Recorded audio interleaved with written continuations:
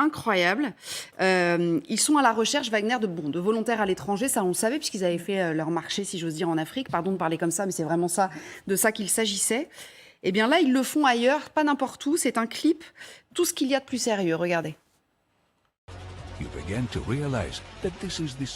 Vous avez commencé à réaliser que c'est un signe de révolte. Ce ne sont pas les États-Unis, les pères fondateurs d'une nation. Ils ont voulu être les héros et cela a détruit le monde entier. Et aujourd'hui, le seul pays capable d'avoir de vrais héros, c'est la Russie.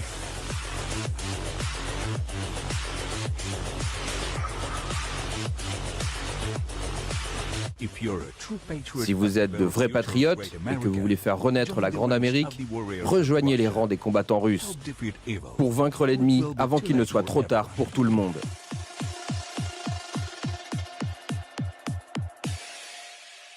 Oui, enfin.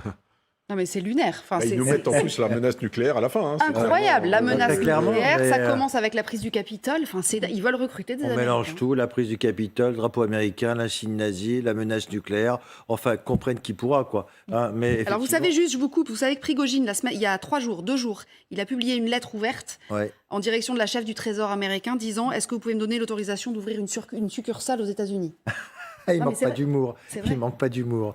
Mais effectivement, je crois qu'il est dans une course-poursuite, il veut recruter des gens. En réalité, c'est plus un message, il veut montrer qu'il est indispensable à Vladimir Poutine.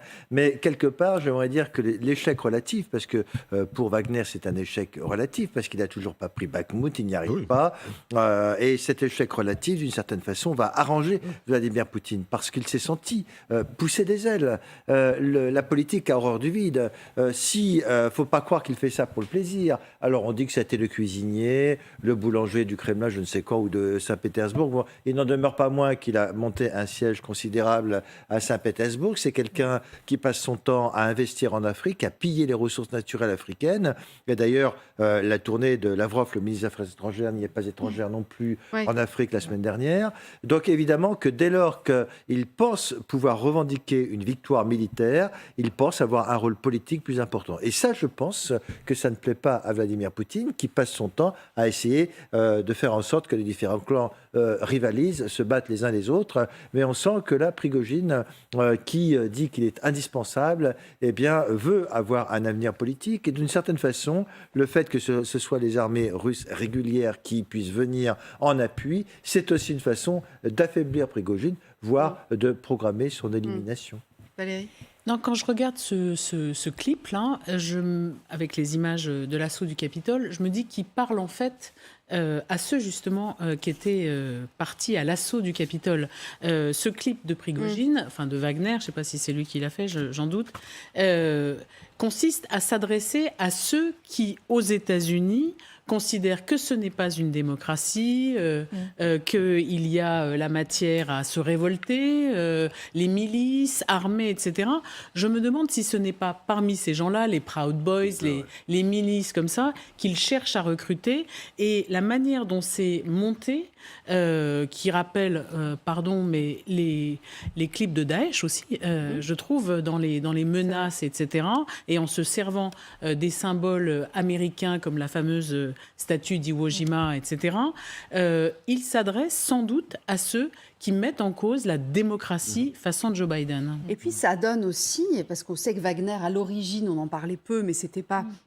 Ils faisaient la guerre, ils avaient des mercenaires, mais c'est aussi une usine à trolls. Enfin, je veux dire, ils ont joué un rôle dans la présidentielle aux États-Unis. Enfin, je veux dire, ils étaient quand même assez implantés, finalement, en fait. Ah oui, c'est leur objectif. Hein. Voilà. C'est-à-dire, effectivement, déstabiliser l'autre. Et l'autre, avec un grand A majuscule, c'est les États-Unis. Donc, il y a une cohérence. Cela dit...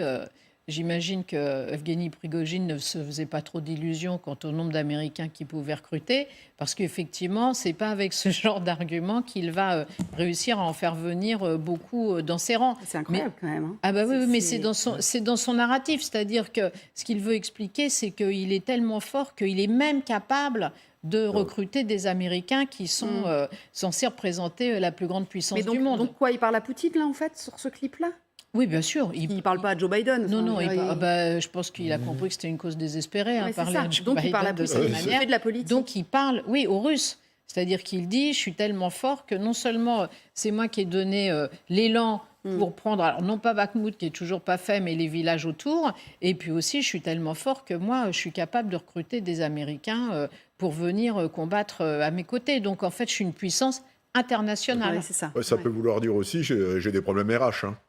Oui, alors voilà. Non, mais c'est vrai qu'on s'est posé la Parce question. que quand même, parce qu'il y aurait quand pas- Quand il a on des annonce- problèmes RH, il va dans les prisons russes. Hein. Là, elles vont finir par être vides, plus les prisons glorieux russes, là. de récupérer Non, mais quelques sait anciens bien qu'il militaires ne- américains, ouais, par il sait exemple. bien qu'il ne peut pas recruter aux États-Unis, même Ah bah oui, bien sûr. les Trumpistes, même les partisans de Bolsonaro qui ont pris d'assaut le Parlement à Brasilia. Il ne peut pas recruter là-dedans. Donc manifestement, effectivement, c'est bien pour montrer encore une fois qu'il est capable de parler aux Russes et de s'imposer comme étant indispensable vis-à-vis de Vladimir Poutine. Alors, les Russes eux-mêmes ont besoin de recruter encore et encore. On verra tout à l'heure, juste après la pub, cette note des renseignements britanniques qui nous le dit. Hein, il faut qu'ils arrivent à mobiliser en évitant la fuite des cerveaux, puisqu'on sait qu'ils avaient peu mobilisé dans les villes.